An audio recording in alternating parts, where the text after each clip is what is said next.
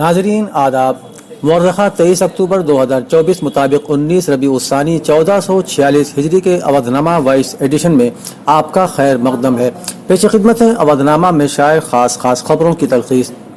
Supreme court में आज 22 अक्टूबर Allahabad high court के उस फैसले को चैलेंज देने वाली अर्जियों पर समाअत हुई जिसमें यूपी मदरसा एजुकेशन बोर्ड एक्ट 2004 को गैर आईनी करार दिया गया था।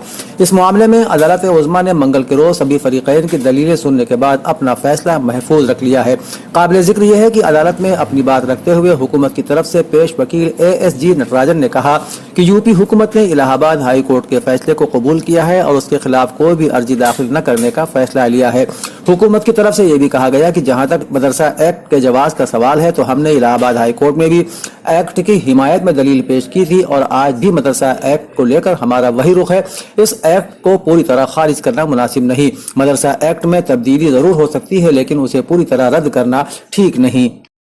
वज़ीर आज़म नरेंद्र मोदी ने मंगल को यहाँ रूस के सदर व्लादिमीर पुतिन के साथ दो तरफा बातचीत की जिसमें मुख्तलिफ शोबों में दोनों ममालिक के दरमियान शराकतदारी को मजीद मजबूत बनाने पर तबादला ख्याल किया गया।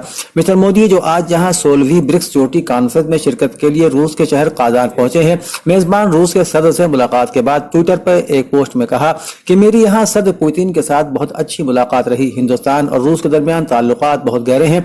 हमारी बातचीत इस बात पर मरकूज थी कि मुख्तलिफ शोबों में अपनी दो तरफा शराकतदारी को मजीद मजबूत कैसे किया जाए। मिस्टर मोदी ने काजान पहुंचने पर सदर पुतिन का इस्तकबाल करने पर शुक्रिया अदा किया। वक्फ तरमीमी बिल 2024 के लिए तश्कील ज्वाइंट पार्लिमानी कमेटी यानी JPC की मीटिंग में हंगामे का दौर जारी है। आज एक बार फिर JPC में शामिल बरसर इख्तिदार और हस्ब इख्तिलाफ तबके के रुकन में जोरदार बहस देखने को मिली।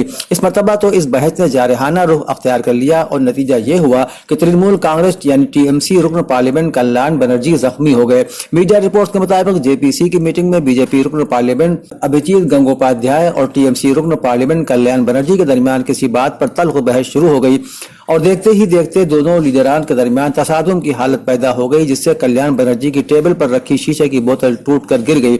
इस वाक़े से कल्याण बनर्जी की उंगलियां जख्मी हो गईं जिसकी तस्वीर सोशल मीडिया पर सामने आई है।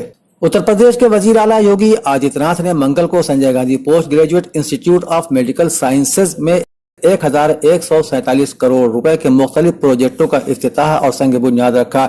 इस मौके पर उन्होंने कहा वज़ीर आज़म नरेंद्र मोदी की रहनुमाई में तिब्बी शोबे में रियासत लगातार आगे बढ़ रही है। साल 2017 से पहले जहां रियासत के 18 जिलों में ही मेडिकल कॉलेज थे वहीं आज रियासत के 64 जिलों में मेडिकल कॉलेज ऑपरेशन में है। रियासत तेजी से 1 डिस्ट्रिक्ट 1 मेडिकल कॉलेज की तरफ बढ़ रही है।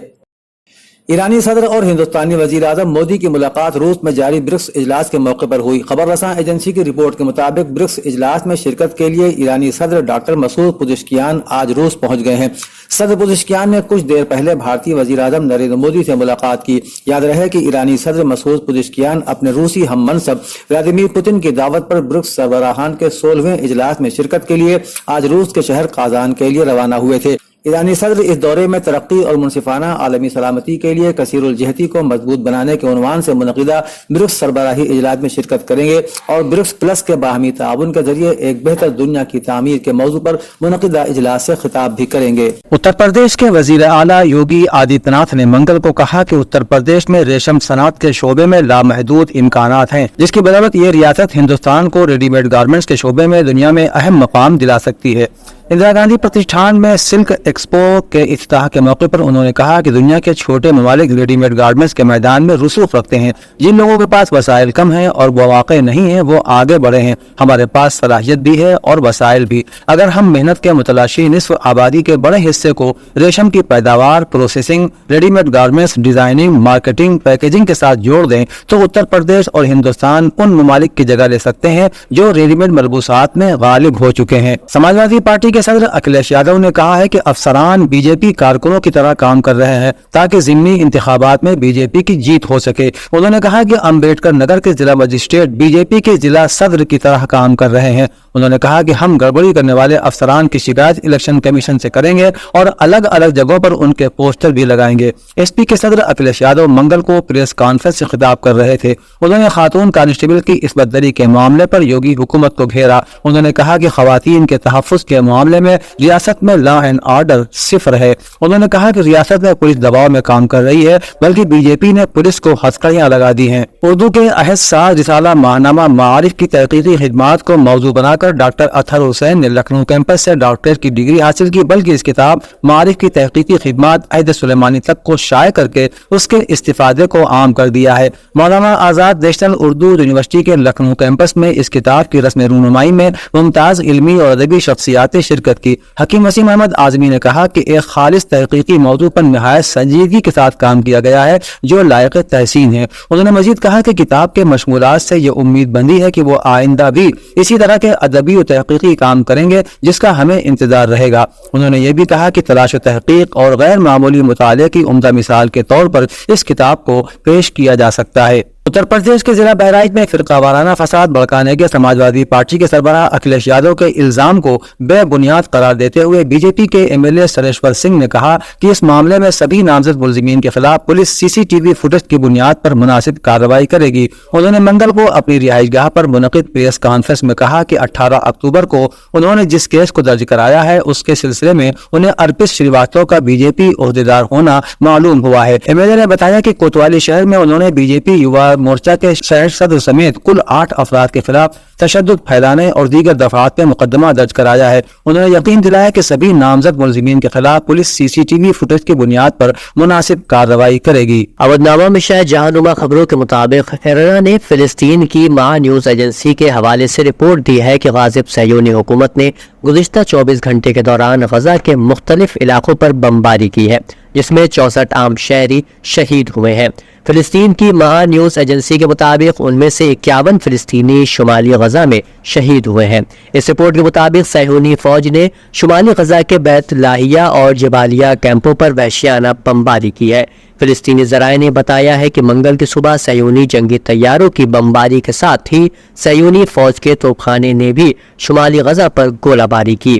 لبنانی وزارت صحت کے مطابق بیروت کے مرکزی سرکاری رفیق حریری اسپتال کے قریب پیر کے روز کیے گئے اسرائیلی حملے میں کم از کم 13 افراد کی موت اور 57 زخمی ہوئے ہیں۔ ادھر اسرائیلی فوج نے آج بروز منگل کہا کہ اس کے جیٹ طیاروں نے پیر کو رات دیر گئے بیروت میں رفیق حریری یونیورسٹی اسپتال کے قریب حزب اللہ کے ٹھکانے کو نشانہ بنایا اور یہ کہ اس حملے میں اسپتال کو نشانہ نہیں بنایا گیا تھا۔ اقوام متحدہ نے پیر کے روز ان فضائی حملوں کی مذمت کی ہے جن کے بارے میں اسرائیل نے دعویٰ کیا تھا کہ ان میں لبنان میں حزب اللہ کے مالیاتی نظام کو نشانہ بنایا گیا ہے۔ اتوار کے روز لبنان بھر میں کیے گئے ان حملوں میں حزب اللہ سے منسلک مالیاتی فرم القرض الحسن سے منسلک 1 درجن سے زیادہ مقامات کو نقصان پہنچا تھا۔ ایرانی پارلیمنٹ مجلس شورائے اسلامی کے اسپیکر ڈاکٹر محمد باقر قالیباف نے کہا ہے کہ آج غاصب دشمن اپنی پوری طاقت کے ساتھ علاقے میں موجود ہے اور اب انہیں فرصت دینے کا موقع نہیں بلکہ تمام اسلامی ممالک کو اسلامی استقامتی محاذ کی حمایت کرنا ہوگی۔ ڈاکٹر محمد باقر قالیباف نے قومی سلامتی اور خارجہ پالیسی کی کمیشن کے اجلاس سے کہ جس میں متعدد اسلامی ممالک کے سفیر بھی موجود تھے خطاب کرتے ہوئے کہا کہ اس دور میں آپ اسلامی ممالک سفیروں اور نمائندوں کی ذمہ داری انتہائی اہم ہے کیونکہ آپ لوگ غزہ، لبنان، یمن اور تمام اسلامی ممالک کے مجاہدوں کی حمایت میں اسلامی جمہوریہ ایران کے عزم و ارادے کا پیغام منتقل کر سکتے ہیں۔ انہوں نے کہا کہ اسلامی ممالک کے سفیروں کو چاہیے کہ اپنی حکومتوں کو مظلوموں کی حمایت اور ناجائز قبضے کے خاتمے اور مقبوضہ سرزمینوں کی آزادی کے لیے جدوجہد کرنے کی ترغیب دلائیں۔ امریکہ میں نئے صدر کے انتخاب کی دوڑ اب اپنے آخری مراحل میں داخل ہو رہی ہے، جہاں ریپبلکن پارٹی کے صدارتی امیدوار ڈونلڈ ٹرمپ لاطینی ووٹرز پر خصوصی توجہ دے رہے ہیں تو وہیں ڈیموکریٹک حریف کملا ہیرس امریکی نیٹ ورک کو انٹرویو دینے کا ارادہ رکھتی ہے۔ غیر ملکی خبر رساں ایجنسی اے ایف پی کی رپورٹ کے مطابق دونوں جماعتوں کے امیدواروں کی انتخابی مہم زور و شور سے جاری ہے۔ دونوں جماعتیں اپنا اپنا پلڑا بھاری کرنے کے لیے کروڑوں ڈالر خرچ کر رہی ہیں۔ انتخاب کے نتائج جو بھی ہوں، امریکی 5 نومبر کو تاریخ رقم کریں گے۔ وہ یا تو دنیا کی سب سے بڑی سپر پاور میں پہلی خاتون صدر کا انتخاب کریں گے یا وہ پہلے سزا یافتہ مجرم کو بطور صدر دوبارہ منتخب کریں گے۔